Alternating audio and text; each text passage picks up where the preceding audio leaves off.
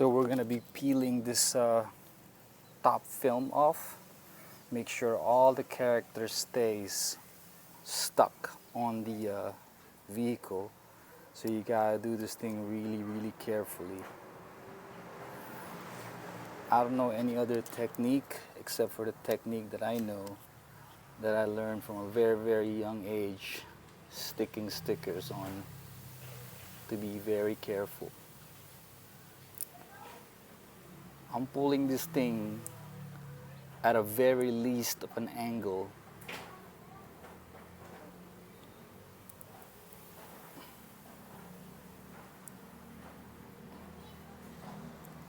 And if you need to use your other hand to push in the